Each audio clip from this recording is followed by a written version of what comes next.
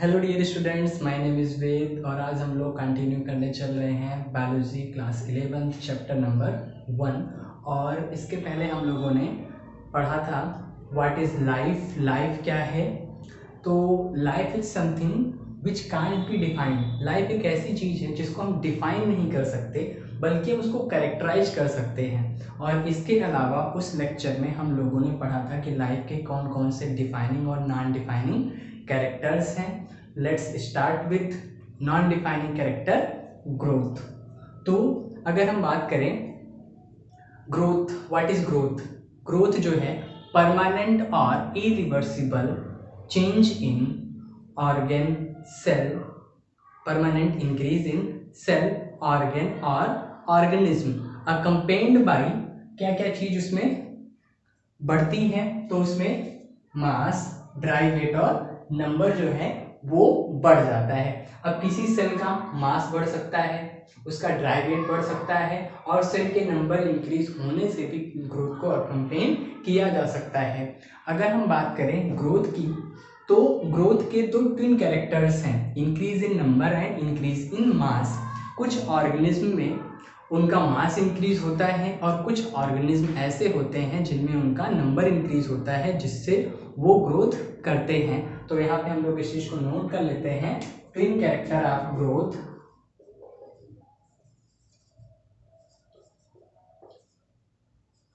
Twin character of growth, increase in number, first increase in number and second one is increase in mass. Increase in number and increase in mass is the twin character of growth. अब इसके बाद हम बात करते हैं कि जो growth है वो प्रोकैरियोट सेल में, यूकैरियोट सेल में किस प्रकार से होता है। अब हम स्टार्ट करते हैं सबसे पहले मल्टी सेलुलर ऑर्गेनिज्म में। Multi cellular organism, multi cellular organism कैसे ग्रो करते हैं? तो मल्टी सेलुलर ऑर्गेनिज्म में मल्टीपल सेल्स होती हैं, नंबर ऑफ सेल्स होती हैं और हर एक सेल धीरे धीरे करके डिवाइड होती रहती है और इसी डिवीजन से उनका नंबर बढ़ने से ही वो क्या होते हैं, वो ग्रोथ करते हैं। और उनकी जो सेल का मैटर होता है, उसका जो मास है, जो उसका ड्राई वेट है, धीरे धीरे वो भी बढ़ता है और जिस वजह से वो ग्रोथ करते हैं।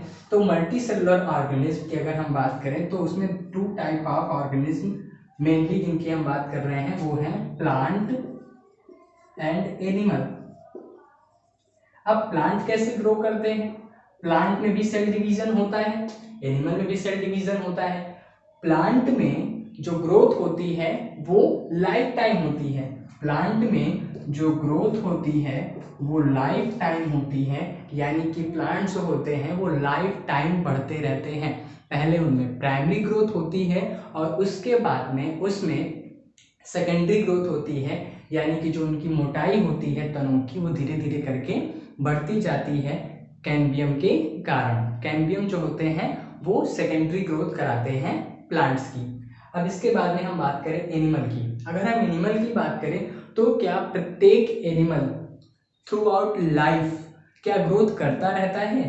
क्या हम लोग जीवन पर्यंत ग्रोथ करते हैं? तो हम लोग सीधी सी बात है, जीवन पर्यंत ग्रोथ नहीं करते, लाइफ टाइम तक ग्रोथ नहीं करते, बल्कि क्या होता है एक सर्टेन एज तक हम लोगों की ग्रोथ होती है, उसके बाद में हम लोगों की ग्रोथ होना रुक जाता है।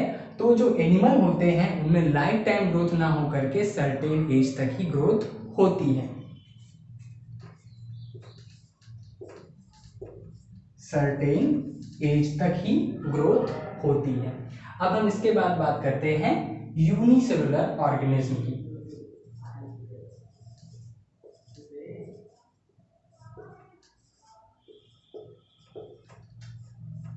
अब यूनिसेलुलर ऑर्गेनिज्म कैसे ग्रोथ करते हैं? जो खुद एक सिंगल सेल के हैं वो ग्रोथ कैसे करते हैं?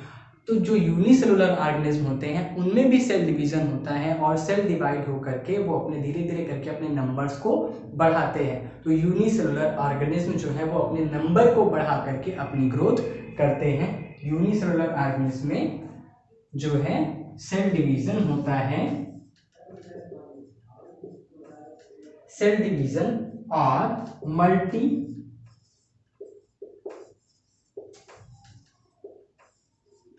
होता है, जिनके वजह से वो ग्रोथ करते हैं। जैसे एक अमीबा है। अब अमीबा क्या होता है? अमीबा एक यूनिसेलुलर ऑर्गेनिज्म है। यूनिसेलुलर ऑर्गेनिज्म क्या करते हैं, वो उनकी जो एक सेल होती है वो डिवाइड होती है, 1 से 2, 2 से फिर 4, 4 से 8, इस तरीके से उनका नंबर धीरे धीरे करके इंक्रीज होता रहता है। और हम जो है ये बोल सकते हैं कि यूनिसेलुलर ऑर्गेनिज्म जो होते हैं वो अपने नंबर को बढ़ा करके अपनी ग्रोथ करते हैं। तो यूनिसेलुलर ऑर्गेनिज्म में कौन कौन से ऑर्गेनिज्म आ जाएंगे? उसमें आते हैं मोनेरा एंड प्रोटिस्टा। एग्जाम्पल की बात करें तो मोनेरा एंड प्रोटिस्टा, ये दोनों सेल मल्टीप्लिकेशन के द्वारा अपनी ग्रोथ करते हैं। अब इसके बाद में हम ये बात करते हैं कि क्या ग्रोथ जो है वो डिफाइनिंग फीचर ऑफ लाइफ है या non defining feature of life है, non defining feature of living organism है। तो ग्रोथ जो है वो non defining feature of living है। अब ये नॉन डिफाइनिंग फीचर क्यों है? क्या नॉन लिविंग थिंग्स ग्रोथ करती हैं? नॉन लिविंग थिंग्स भी ग्रोथ करती हैं, जैसे कि माउंटेन, बर्डर्स, सैंड, मड्स, ये भी ग्रो करते हैं। सैंड माउंट्स जो हैं वो भी ग्रो करते हैं। अब इनमें ग्रोथ कैसे होती है? इनमें ग्रोथ जो होती है एक्रीशन के द्वारा होती है, और जो लिविंग ऑर्गेनिज्म होते हैं उनमें ग्रोथ इनसाइड होती है। तो यहाँ पर ही हमें ये कहना होगा कि जितने भी लिविंग ऑर्गेनिज्म होते हैं उन सभी में ग्रोथ इनसाइड होती है, और नॉन लिविंग थिंग्स भी ग्रोथ करती हैं, लेकिन नॉन लिविंग थिंग्स में जो ग्रोथ होती है वो आउटसाइड होती है, यानी कि उनके सरफेस के ऊपर चीज़ों का एक्यूमुलेशन हो जाने की वजह से ग्रोथ होती है। जैसे एक रेत का टीला है, लगातार उस पर धीरे धीरे उड़ करके रेत बढ़ती रहती है और धीरे धीरे करके उसका जो वेट है वो भी बढ़ता जाता है और उसकी साइज भी बढ़ती जाती है। कई सारे माउंटेन्स हैं जिनकी साइज अभी भी बढ़ रही है। तो ये सारी चीज़ें नॉन लिविंग है, बट फिर भी इनमें ग्रोथ हो रही है, बट ये ग्रोथ आउटसाइड है। और अगर हम लिविंग ऑर्गेनिज्म की बात कर रहे हैं तो उनमें ग्रोथ कैसी होती है? लिविंग ऑर्गेनिज्म में ग्रोथ इनसाइड होती है। यहाँ पे नोट कर लेते हैं इस चीज को। In living organism growth is in side. और यहाँ पे एक बात और नोट करने वाली है, non living thing also grow but growth is out side. अब इसके एग्जाम्पल लिख लेते हैं हम लोग।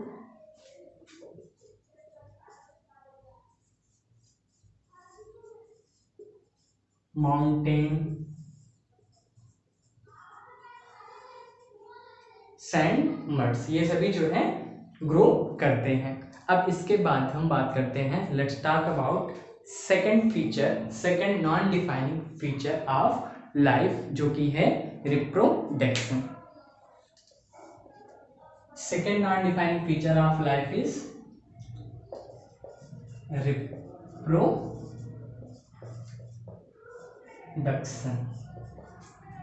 तो second non defining feature of life क्या है? Second non defining feature of life है reproduction.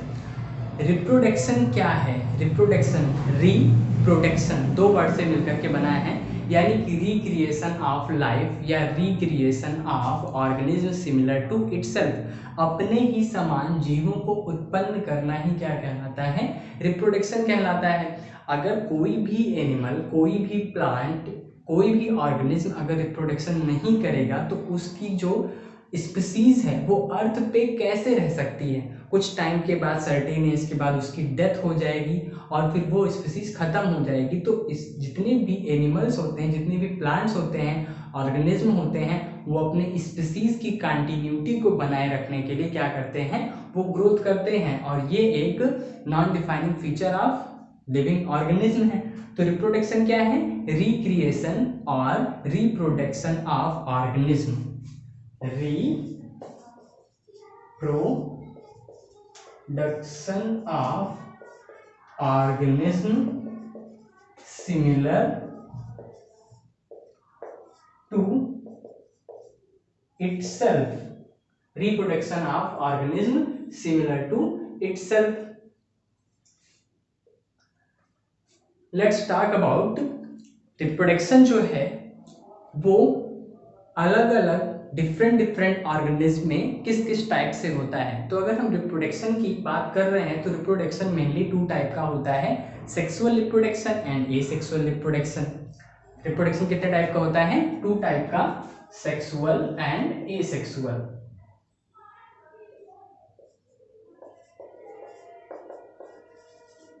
First asexual, second sexual.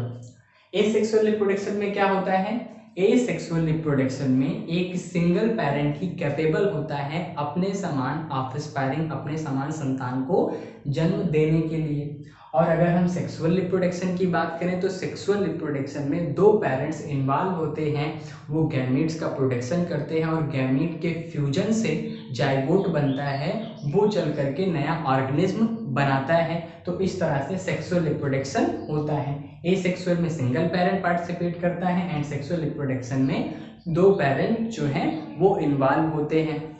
Asexual reproduction बहुत ही सिंपल टाइप का है और सेक्सुअल रिप्रोडक्शन जो है वो कॉम्प्लेक्स टाइप का है। जो सेक्सुअल रिप्रोडक्शन है, ये जो इतने सारे डिफरेंट ऑर्गेनिज्म हमको अर्थ पे दिखाई पड़ते हैं, डिफरेंट स्पीसीज हमको एनिमल्स और प्लांट्स की दिखाई पड़ती हैं, उसका कारण क्या है, उसका मेन जो कारण है वो सेक्सुअल रिप्रोडक्शन है। सेक्सुअल रिप्रोडक्शन के वजह से ही जेनेटिक वेरिएशंस आते हैं और जेनेटिक वेरिएशन के वजह से ही डिफरेंट स्पीसीज जो है वो अर्थ पे आज प्रेजेंट है। अब इसके बाद हम बात करते हैं कि रिप्रोडक्शन जो है वो कौन कौन से ऑर्गेनिज्म में किस किस टाइप से होता है। तो सबसे पहले हम यूनिसेलुलर ऑर्गेनिज्म की बात कर लेते हैं। यूनिसेलुलर ऑर्गेनिज्म, जितने भी यूनिसेलुलर ऑर्गेनिज्म होते हैं उन सभी में रिप्रोडक्शन कैसे होता है, उन सभी में रिप्रोडक्शन होता है मल्टीप्लिकेशन के द्वारा।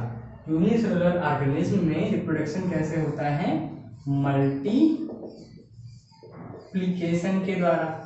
यानी कि एक सेल 2 में डिवाइड हो जाती है और उनका जो नंबर है वो बढ़ जाता है।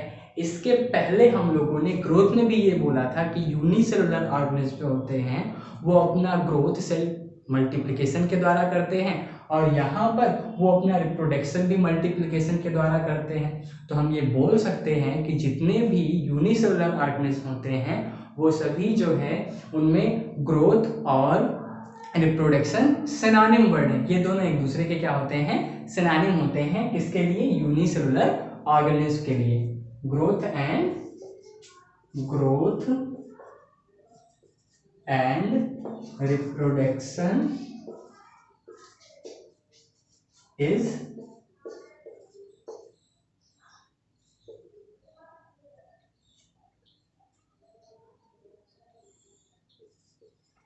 synonym to each other।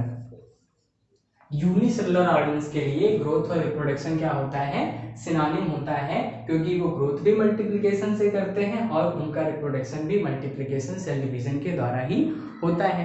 अब इसके बाद हम बात करते हैं हाइड्रा की। हाइड्रा जैसे सिलेंट्रेट्स वो अपना रिप्रोडक्शन कैसे करते हैं, तो हाइड्रा में रिप्रोडक्शन होता है बडिंग के थ्रू। अब बडिंग जो है वो एक टाइप का एसेक्सुअल रिप्रोडक्शन है। हाइड्रा में बडिंग होती है, यीस्ट में बडिंग होती है, इन दोनों में बडिंग के थ्रू जो है एसेक्सुअल रिप्रोडक्शन होता है। अब इसके बाद में हम बात करें फंजाई की। फंजाई में फ्रेगमेंटेशन होता है। यानी कि जो फंजाई होते हैं उन फंजाई, तो कुछ फंजाई और कुछ एल्गी जो होते हैं सिंपल टाइप के, उनमें क्या होता है, उनका जो प्लांट, उनका जो पार्ट होता है वो छोटे छोटे खंडों में टूट जाता है, स्मॉल स्मॉल फ्रेगमेंट्स में टूट जाता है और हर एक फ्रेगमेंट से नया ऑर्गेनिज्म बन जाता है। तो इस टाइप के रिप्रोडक्शन को क्या बोलते हैं, फ्रेगमेंटेशन बोलते हैं। अब इसके बाद हम बात करें जितने भी कॉम्प्लेक्स एनिमल होते हैं, सारे के सारे कॉम्प्लेक्स एनिमल वो जो है अनफेवरेबल कंडीशन में, जितने भी कॉम्प्लेक्स एनिमल होते हैं वो सभी जो है सेक्सुअल रिप्रोडक्शन को फॉलो करते हैं। कॉम्प्लेक्स ऑर्गेनिज्म जो होते हैं वो सेक्सुअल रिप्रोडक्शन को फॉलो करते हैं, गैमीट बनाते हैं और उन गैमीट्स का फ्यूजन होता है, उसके थ्रू वो जाइगोट बनता है और उस जाइगोट के थ्रू वो रिप्रोड्यूस करते हैं। अब हम इसके बाद में बात करते हैं कि जो रिप्रोडक्शन है वो non defining feature of living क्यों है। जो रिप्रोडक्शन है non defining feature of living क्यों है, तो उसका रीजन ये है, क्या लिविंग कहलाने के लिए रिप्रोडक्शन करना जरूरी है? क्या लिविंग कहलाने के लिए रिप्रोडक्शन करना जरूरी है? ऐसा तो जरूरी नहीं है कि जो लिविंग है वो रिप्रोडक्शन करेगी, जो रिप्रोडक्शन नहीं करना चाहे अब उसके लिए हम क्या कह सकते हैं, बट फिर भी वो लिविंग है। अगर हम कुछ एग्जांपल्स की बात करें, जैसे मूले हो गए एक्सेप्शन, अगर हम एक्सेप्शन की बात करें तो मूले, स्ट्राइल वर्कर बीज एंड इन फर्टाइल ह्यूमन। मूले, स्ट्राइल वर्कर बीज और इनफर्टाइल ह्यूमन, ये सब भी तो रिप्रोडक्शन नहीं करते, पर क्या ये लिविंग नहीं है? ये सभी जो है वो लिविंग है, बट ये जो है रिप्रोडक्शन नहीं करते। तो जीवित कहलाने के लिए, लिविंग कहलाने के लिए रिप्रोडक्शन करना जरूरी नहीं है। इस वजह से जो रिप्रोडक्शन है वो non defining feature of life है। अब हम बात करते हैं, let's talk about third defining feature of life. तो third defining feature of life है मेटाबॉलिज्म।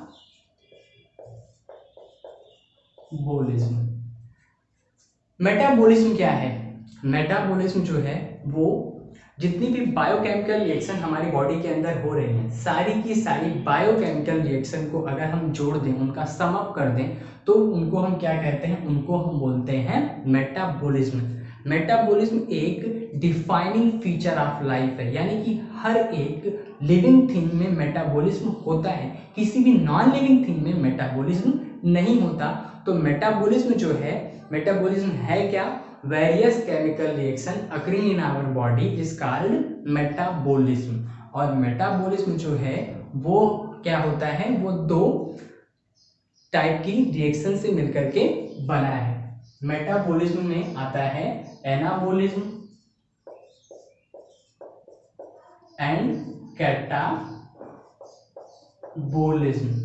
मेटाबॉलिज्म क्या है? All various biochemical reaction occurring in our body। अब अगर हम बात करें कि जो मेटाबॉलिज्म है उसमें एनाबॉलिज्म भी होता है और उसमें कैटाबॉलिज्म भी होता है। तो एनाबॉलिज्म क्या है और कैटाबॉलिज्म क्या है? एनाबॉलिज्म क्या है? एनाबॉलिज्म में जो सिंपल टाइप के मॉलिक्यूल होते हैं उनसे कॉम्प्लेक्स मॉलिक्यूल का फॉर्मेशन होता है, तो उसको हम एनाबॉलिज्म कहते हैं। जैसे कार्बन डाइऑक्साइड से ग्लूकोज का बनना, ये क्या कहलाएगा? एनाबॉलिज्म कहलाएगा। तो एनाबॉलिज्म में क्या होता है? Formation of complex molecule from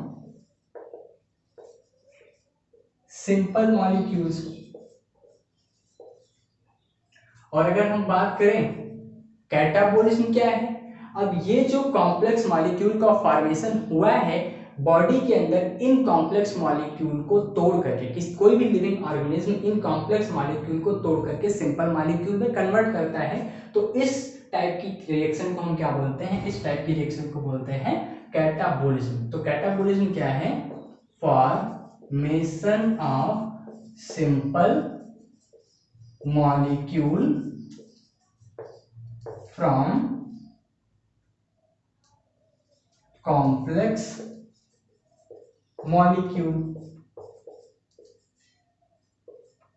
जैसे जो ग्लूकोज प्लांट प्रोड्यूस करते हैं, उस ग्लूकोज को लेने के बाद में क्या होता है, हमारी बॉडी के अंदर कैटाबोलिक रिएक्शन होती है और उस ग्लूकोज को तोड़ दिया जाता है सिंपल मॉलिक्यूल CO2 में। ग्लूकोज एक कॉम्प्लेक्स मॉलिक्यूल है और CO2 एक सिंपल मॉलिक्यूल है। अब हम इसको क्या बोलेंगे? रिस्पिरेशन को हम कैटाबोलिक प्रोसेस बोल सकते हैं। तो अगर बॉडी में एनाबोलिज्म और कैटाबोलिज्म दोनों की बात करें तो इन दोनों को मिला करके क्या बोल देते हैं? हम इसको बोलते हैं मेटाबोलिज्म। तो जितनी भी लिविंग ऑर्गेनिज्म होते हैं उन सभी में बायोकेमिकल रिएक्शंस होते हैं, उन सभी में कैटाबोलिज्म और एनाबोलिज्म होता है। तो ये जो है डिफाइनिंग फीचर ऑफ लाइफ है। आई आस्क, क्या मेटाबॉलिक रिएक्शन को आउटसाइड द बॉडी परफॉर्म करके दिखाया जा सकता है? तो मेटाबॉलिक रिएक्शन को आउटसाइड द बॉडी परफॉर्म करके दिखाया जा सकता है। एक टेस्ट ट्यूब में स्टार्च ले करके उसमें थोड़ा सा एमाइलेज मिक्स कर दिया जाए तो वो कन्वर्ट हो जाएगा शुगर में। अब ये एक मेटाबॉलिक रिएक्शन है। अब मेरा क्वेश्चन ये है कि क्या उस रिएक्शन को हम लिविंग बोल सकते हैं? क्या उस मेटाबॉलिक रिएक्शन को हम लिविंग बोल सकते हैं अथवा नहीं? तो outside the body test tube में होने वाली मेटाबॉलिक रिएक्शंस जो होती हैं वो ना तो लिविंग होती हैं और ना ही नॉन लिविंग होती हैं। Outside the body test tube में होने वाली मेटाबॉलिक रिएक्शंस ना तो लिविंग होती हैं और ना ही नॉन लिविंग होती हैं। लिविंग और नॉन लिविंग किसका फीचर है? जो लिविंग और नॉन लिविंग है वो तो सेल का फीचर है। वो किसका फीचर है? सेल। और उसके अलावा ऑर्गेनिज्म का फीचर है। हम ऑर्गेनिज्म या फिर सेल को ही लिविंग और नॉन लिविंग बोल सकते हैं। लेकिन अगर हम रिएक्शन की बात करें, क्या रिएक्शन को लिविंग और नॉन लिविंग बोला जा सकता है? तो रिएक्शन को लिविंग और नॉन लिविंग नहीं बोल सकते ना। अब इसके बाद में हम बात करते हैं कि सारे के सारे जो ऑर्गेनिज्म होते हैं, सारे के सारे लिविंग थिंग्स जो होते हैं उनमें मेटाबॉलिक रिएक्शंस होती हैं। उन सभी में एनाबोलिज्म और कैटाबोलिज्म होता है। अब क्या एनाबोलिज्म और कैटाबोलिज्म दोनों साथ साथ होती हैं या दोनों अलग अलग होती हैं? दोनों ही साइमल्टेनियसली होती हैं। दोनों ही रिएक्शंस, एनाबोलिक और कैटाबोलिक रिएक्शंस साथ साथ ही होती हैं। ऐसा नहीं कि कोई एक सेल जो है वो केवल और केवल एनाबोलिक रिएक्शन करे, केवल और केवल कॉम्प्लेक्स मॉलिक्यूल का फॉर्मेशन करे, या केवल और केवल वो कैटाबोलिक रिएक्शन ही करे जो है कॉम्प्लेक्स मॉलिक्यूल को सिंपल मॉलिक्यूल में ही कन्वर्ट करे। ऐसा नहीं होता। दोनों के ही दोनों एक साथ साइमल्टेनियसली किसी भी लिविंग ऑर्गेनिज्म में चलते रहते हैं और इन्हीं के सम को ही हम क्या बोलते हैं? मेटाबॉलिज्म बोलते हैं। अब हम बात करते हैं कि in vitro, outside the body, in vitro laboratory में परफॉर्म होने वाली रिएक्शंस जो होती हैं क्या वो लिविंग है अथवा नॉन लिविंग है? तो वो जो रिएक्शंस हैं वो नॉन लिविंग थिंग्स हैं, बट जो रिएक्शंस हैं वो श्योरली लिविंग हैं। इन विट्रो मीन्स क्या होता है? ग्लास। विट्रो किसको रेफर करता है? विट्रो रेफर करता है ग्लास को, कांच को, यानी कि टेस्ट ट्यूब में होने वाली रिएक्शंस को। वो सारी की सारी रिएक्शंस जो होती हैं नॉन लिविंग थिंग्स होती हैं, बट जो रिएक्शंस है वो क्या है? वो जो है लिविंग है।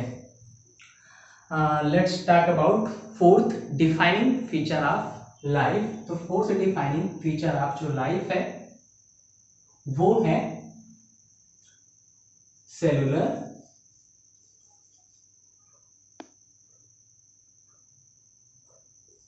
ऑर्गेनाइजेशन। सेलुलर ऑर्गेनाइजेशन क्या है? हर एक ऑर्गेनिज्म वो बायोमॉलिक्यूल से बना है। बायोमॉलिक्यूल मिलके क्या बनाते हैं? बायोमॉलिक्यूल मिलकर के बनाते हैं सेल ऑर्गेनल। अब सारे के सारे सेल ऑर्गेनल इकट्ठा होकर क्या बनाते हैं? वो बनाते हैं सेल। सेल मिलकर के बनाते हैं टिश्यू, टिश्यू मिलकर के बनाते हैं ऑर्गन, कई सारे ऑर्गन एक साथ जुड़ करके जब काम करने लगते हैं तो बनाते हैं ऑर्गन सिस्टम, और ऑर्गन सिस्टम मिलकर के क्या बनाते हैं, ऑर्गन सिस्टम मिलकर के बनाते हैं ऑर्गेनिज्म। तो इस टाइप का जो सेटअप है वो किसी ऑर्गेनिज्म में मिलता है, ये केवल और केवल लिविंग थिंग्स में मिलता है, ये नॉन लिविंग थिंग्स में इस टाइप का सेटअप नहीं मिलता है। इसीलिए जो है जो सेलुलर ऑर्गेनाइजेशन है वो डिफाइनिंग फीचर ऑफ लाइफ है। और अगर हम बात कर रहे हैं ऑर्गेनिज्म की, तो ऑर्गेनिज्म जो है वो इसी ऑर्गेनाइजेशन से ही बना है। ये सारे जो सेल, टिश्यू, ऑर्गन और ऑर्गन सिस्टम ऑर्गेनाइज होते हैं एक साथ, उन्हीं से ही तो ऑर्गेनिज्म बनता है, इसी ऑर्गेनाइजेशन से ही ऑर्गेनिज्म बने हैं। तो सेलुलर ऑर्गेनाइजेशन क्या है, सेलुलर ऑर्गेनाइजेशन में जो बायोमॉलिक्यूल होते हैं वो मिलकर के सेल ऑर्गेनेल और ऐसे ऐसे ऑर्गेनाइज होकर के ऑर्गेनिज्म का निर्माण करते हैं। इस चीज को नोट कर लेते हैं। सेल ऑर्गेनेली मिलके बनाते हैं सेल, सेल्स मिलकर के बनाते हैं टिश्यू, टिश्यू मिलके बनाते हैं ऑर्गन, ऑर्गन मिलके बनाते हैं ऑर्गन सिस्टम, और ऑर्गन सिस्टम मिलकर के बनाते हैं ऑर्गेनिज्म। तो और जो सेलुलर ऑर्गेनाइजेशन है वो जो है डिफाइनिंग फीचर ऑफ लाइफ है। अब इसके बाद fifth defining feature of life क्या है, कॉन्शियसनेस।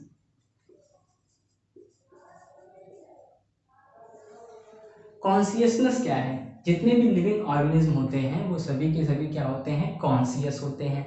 अब ये कॉन्शियसनेस क्या है, तो कॉन्शियसनेस जो होता है एनवायरनमेंट में होने वाला चेंज, चाहे वो फिजिकल चेंज हो, चाहे वो केमिकल चेंज हो, चाहे वो बायोलॉजिकल चेंज हो, इन सारे चेंजेस के प्रति जो रिस्पांस देते हैं ऑर्गेनिज्म, इसी रिस्पांस को ही हम क्या बोलते हैं, ये जो रिस्पांस ऑर्गेनिज्म देते हैं इसी रिस्पांस को ही हम बोलते हैं कॉन्शियसनेस। तो जितने भी लिविंग ऑर्गेनिज्म होते हैं वो सारे जितने भी चेंज होते हैं फिजिकल, बायोलॉजिकल, केमिकल, उन सारे चेंजेस के प्रति रिस्पांस देते हैं। अगर हम अपनी ही बात करें तो अगर हम लोगों को ज़्यादा गर्मी लगती है तो हमारे जो माइंड है, माइंड में हाइपोथैलेमस जो होता है वो हमारे बॉडी के टेम्परेचर को कंट्रोल करके रखता है। तो जो ह्यूमन होते हैं उनमें जो है खुद में ही ये क्षमता होती है, कॉन्शियसनेस की क्षमता उनमें खुद में ही होती है। तो जितने भी लिविंग ऑर्गेनिज्म होते हैं उन सभी में क्या होता है, ये जो डिफाइनिंग फीचर है कॉन्शियसनेस, वो सभी लिविंग ऑर्गेनिज्म में मिलता है। तो हम लोगों ने अभी तक जो है टोटल 5 कैरेक्टर्स पढ़े, उसमें से 2 कैरेक्टर ग्रोथ और रिप्रोडक्शन ये दोनों नॉन डिफाइनिंग थे, और इसके अलावा ये जो तीनों हैं मेटाबॉलिज्म, सेलुलर ऑर्गेनाइजेशन और कॉन्शियसनेस, ये जो तीनों हैं ये तीनों ही जो है डिफाइनिंग फीचर ऑफ लाइफ है। नोट कर देते हैं कॉन्शियसनेस क्या होता है, response to external stimuli. Stimuli क्या होते हैं, अभी इसके पहले जो हम लोगों ने बोला फिजिकल, केमिकल और बायोलॉजिकल चेंजेस जो होते हैं उन्हीं को ही हम स्टिमुलस बोलते हैं, और उन्हीं स्टिमुलस के प्रति जो रिस्पांस दिया जाता है ऑर्गेनिज्म के द्वारा उसी को हम बोलते हैं कॉन्शियसनेस। तो इस तरीके से हम लोगों ने 3 जो है डिफाइनिंग फीचर ऑफ लाइफ पढ़े हैं। इन 5 टाइप के कैरेक्टर्स के अलावा कुछ और भी कैरेक्टर्स हैं जिससे हम लाइफ को कैरेक्टराइज कर सकते हैं, जैसे कि रिस्पिरेशन हो गया, ब्रीथिंग जिसको कहते हैं, रिस्पिरेशन हो गया, एक्सक्रीशन हो गया। इसके अलावा जितने भी लिविंग ऑर्गेनिज्म होते हैं उन सभी में डेथ होती है। ये सारे जो फीचर्स हैं ये सारे किसके फीचर्स हैं, ये सारे के सारे फीचर्स जो हैं वो लिविंग के हैं। डेथ में क्या होता है, डेथ में बॉडी के अंदर होने वाली जो मेटाबॉलिक रिएक्शंस है वो क्या हो जाती हैं, बंद हो जाती हैं, और बंद होने के बाद में अब वो ऑर्गेनिज्म क्या हो जाता है, डेथ हो जाता है। अच्छा, डेथ होने के बाद में जो बॉडी का टेम्परेचर होता है वो धीरे धीरे जो है रूम के टेम्परेचर के बराबर हो जाता है, यानी कि जो बॉडी होती है, डेड बॉडी जो होती है वो धीरे धीरे करके ठंडी पड़ने लगती है। इसका कारण क्या है, तो जो डेथ होती है किसी भी व्यक्ति की तो उसके माइंड में प्रेजेंट जो हाइपोथैलेमस है, हाइपोथैलेमस काम करना बंद कर देता है, क्योंकि हाइपोथैलेमस का वर्क क्या है, हाइपोथैलेमस का वर्क होता है हाइपोथैलेमस का जो वर्क होता है बॉडी के टेम्परेचर को कंट्रोल करना, और डेथ के बाद में ये हाइपोथैलेमस काम करना बंद कर देता है, जिसके वजह से जो बॉडी का टेम्परेचर होता है धीरे धीरे वो कम होने लगता है और रूम के टेम्परेचर के बराबर आ जाता है। Now if you talk about living phenomena, तो ये सारे के सारे लिविंग फिनोमिना क्यों हो रहे हैं? Are living phenomena are due to underlying interaction, यानी कि उन सभी में इंटरेक्शन होता है, जितने भी लिविंग ऑर्गेनिज्म होते हैं उन सभी में इंटरेक्शन होता है, और उसी इंटरेक्शन के वजह से ही उनमें जो है लिविंग के कैरेक्टर्स आते हैं। अब अगर हम बात कर रहे हैं कि जो बायोलॉजी है वो क्या है, तो biology is the story of life on earth. जो बायोलॉजी है वो हमको ये बताती है कि लाइफ किस तरह से अर्थ पे आई और किस तरीके से उनमें एवोल्यूशन हुआ। पहले कोई सिंपल ऑर्गेनिज्म अर्थ पे आया और वो ऑर्गेनिज्म धीरे धीरे धीरे करके क्या हो गया, उसमें एवोल्यूशन होता गया और वो कॉम्प्लेक्स हो करके उसने कई सारे जो है ऑर्गेनिज्म को बनाया। बट ये सारे ऑर्गेनिज्म जो होते हैं वो एक दूसरे से लिंक्ड हैं।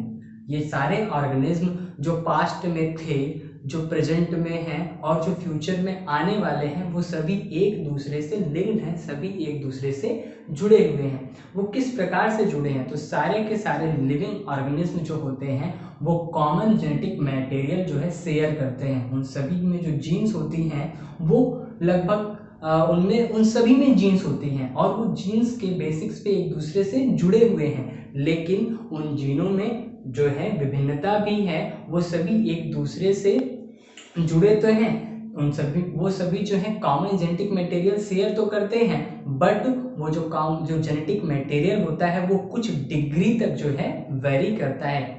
उनके जो जीनोम होते हैं वो जीनोम कुछ हद तक जो है उसमें बदलाव होते हैं।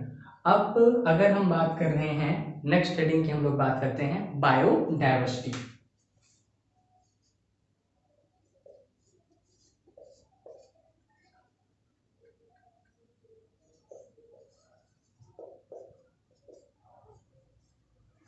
What is biodiversity? अभी इसके पहले हम लोगों ने बात की कि जो है लिविंग ऑर्गेनिज्म जो है वो एक दूसरे से जुड़े हुए हैं।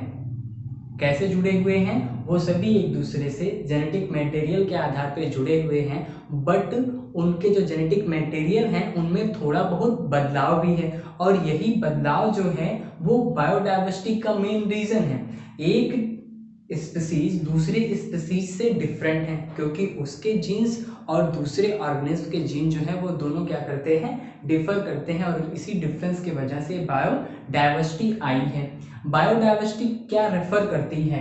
बायोडायवर्सिटी बायोलॉजिकल एंड डायवर्सिटी का मतलब होता है विभिन्नता।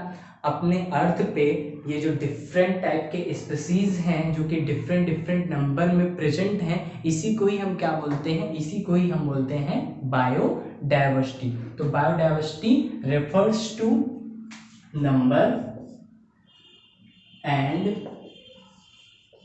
Type of organism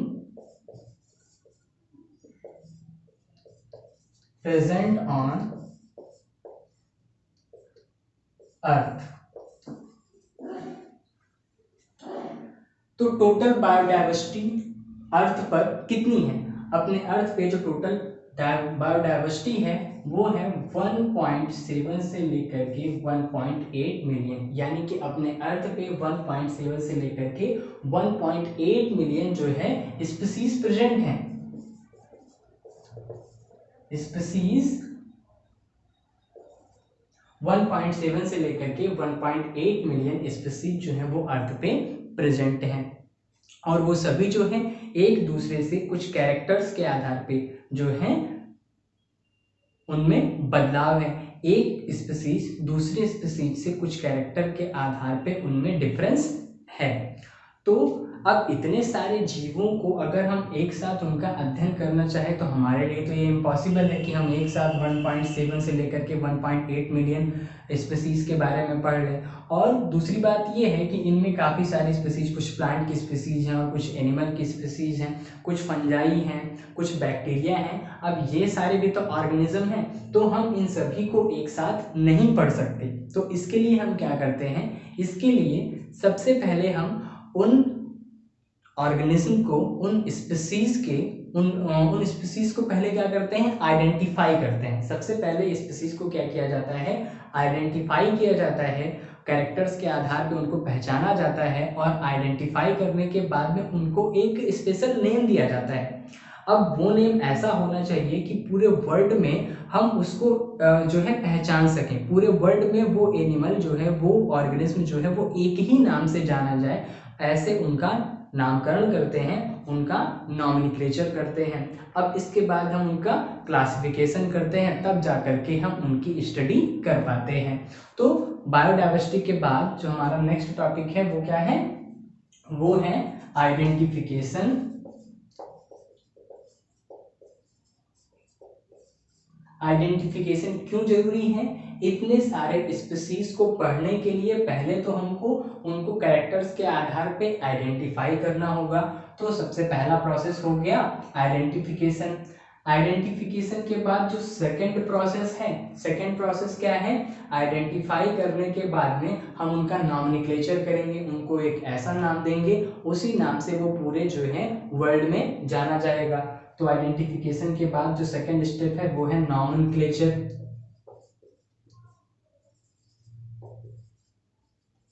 and nomenclature के बाद जो थर्ड स्टेप है वो क्या है, क्लासिफिकेशन। तो आइडेंटिफिकेशन क्या है, कैरेक्टर्स के आधार पे स्पीसीज को आइडेंटिफाई करना, ये कहलाता है आइडेंटिफिकेशन। और आइडेंटिफाई करने के बाद ही हम जो है उनको एक नाम दे सकते हैं, उनको हम नॉमेनक्लेचर कर सकते हैं। तो हम बात करते हैं नॉमेनक्लेचर की।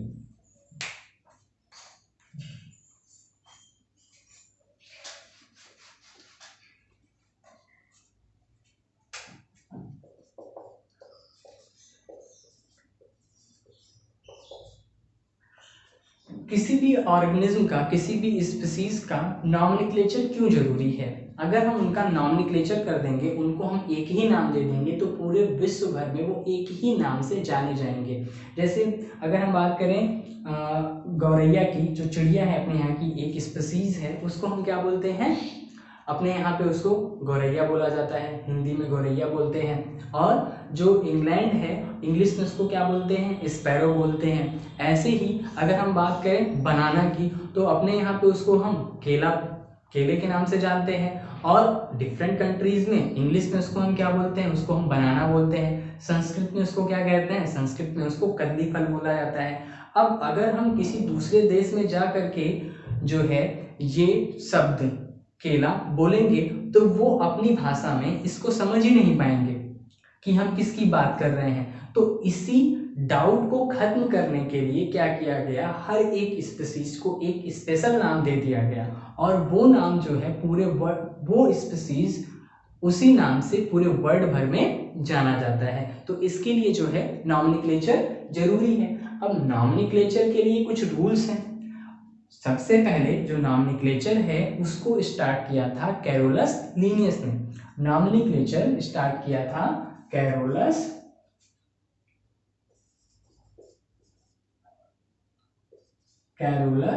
लीनियस ने। कैरोलस लीनियस ने क्या किया था, कैरोलस लीनियस ने नॉमेनक्लेचर की स्टार्टिंग की थी, और उन्होंने बाइनॉमियल नॉमेनक्लेचर की स्टार्टिंग की थी। इन्होंने क्या स्टार्ट किया था, बाइनॉमियल नॉमेनक्लेचर।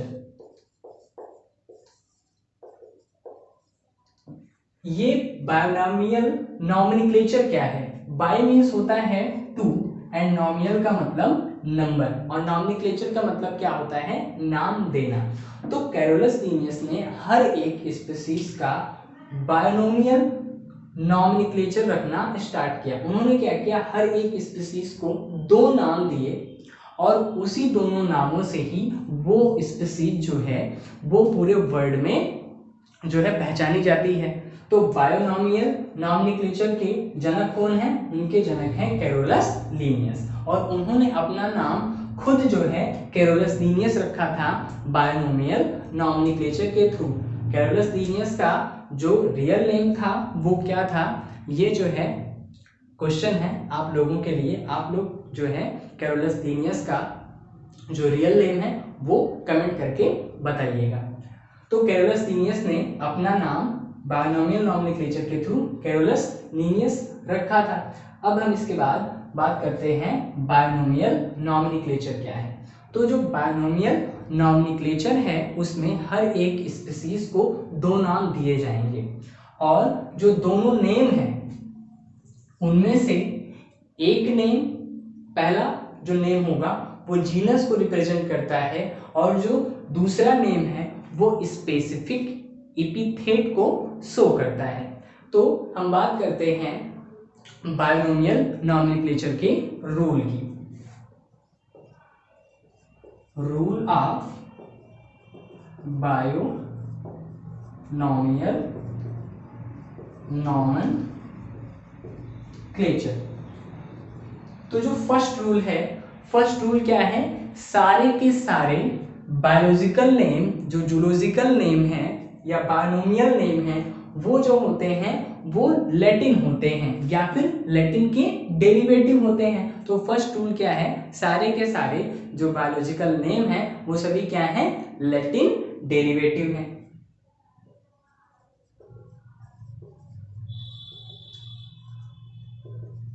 सारे के सारे बायोलॉजिकल नेम क्या होते हैं, वो लैटिन डेरिवेटिव होते हैं, और जो लैटिन होती है वो तिरछे अक्षरों में लिखी जाती है, यानी कि लैटिन को प्रिंट किया जाता है इटैलिक्स में, एंड प्रिंटेड इन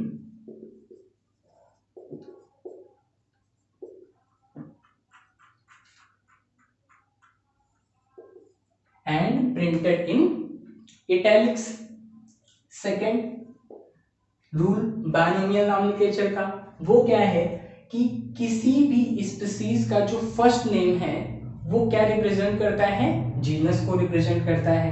तो first name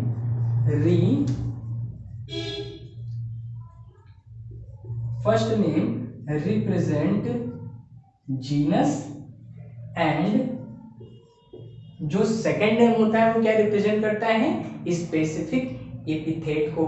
second name represent specific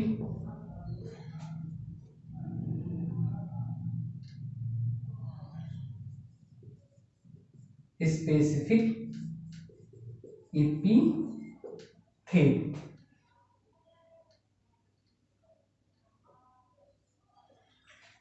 first name क्या रिप्रेजेंट करता है, जीनस को, और सेकंड नेम क्या रिप्रेजेंट करता है, स्पेसिफिक एपिथेट को।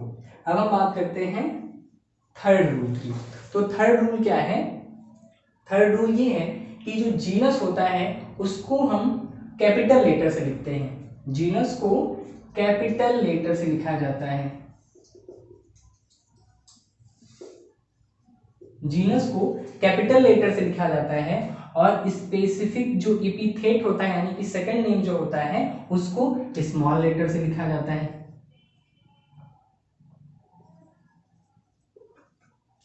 तो थर्ड रूल क्या है, थर्ड रूल होता है कि जब भी हम किसी भी स्पीसीज का बायोनॉमियल नॉमिनिक्लेचर करते हैं तो जीनस को कैपिटल लेटर से स्टार्ट किया जाता है और स्पेसिफिक एपिथेट को स्मॉल लेटर्स में लिखा जाता है। अब हम बात करते हैं फोर्थ रूल की।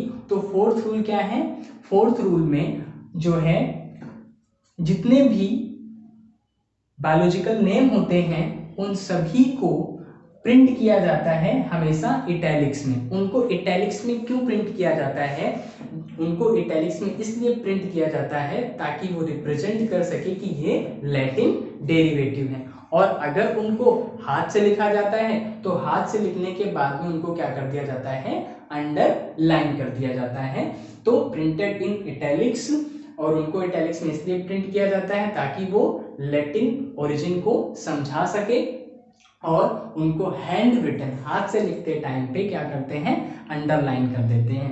जैसे हम एग्जांपल लेते हैं मैंगो, तो मैंगो का जो बायोलॉजिकल नेम है, मैंगो का बायोलॉजिकल नेम वो है Mangifera indica, Mangifera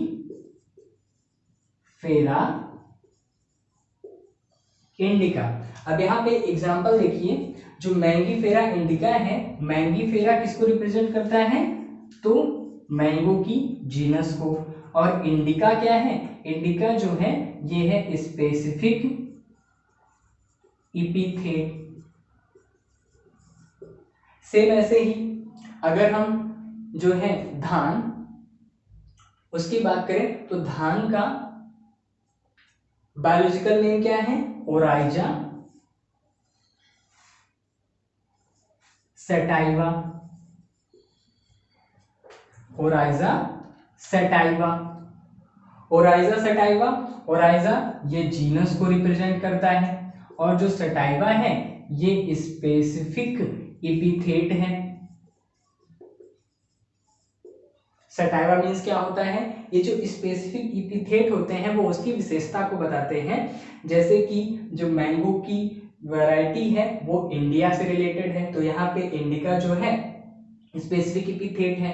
sativa means होता है खाने योग्य भाग, तो यहाँ पर सेटाइवा जो है वो स्पेसिफिक एपिथेट है। सेम ऐसे ही बात करें ह्यूमन की, तो ह्यूमन का जो साइंटिफिक नेम है वो है होमो और सेपियंस। होमो जो है वो जीनस को रिप्रेजेंट करता है, और जो सेपियंस है वो ह्यूमन की क्या है, स्पीसीज है। अब ये जो सेपियंस होते हैं वो किन के लिए यूज किया जाता है, तो सेपियंस ऐसे स्पीसीज के लिए यूज किया गया है जिनमें सोचने समझने की क्षमता हो, और जो अपने पैरों पर खड़े होकर के चलते हो, उन्हीं के लिए जो है सेपियंस जो है यूज किया गया है। ऐसे कई सारे ऑर्गेनिज्म हैं जिनके बायोलॉजिकल नेम जो है किए जा चुके हैं। अब इसके बाद में जो आगे का टॉपिक है वो हम लोग पढ़ेंगे अगले लेक्चर में। तब तक के लिए थैंक्स। अगर आप लोगों को ये वीडियो अच्छा लगा हो तो लाइक करें, शेयर करें और सब्सक्राइब करें।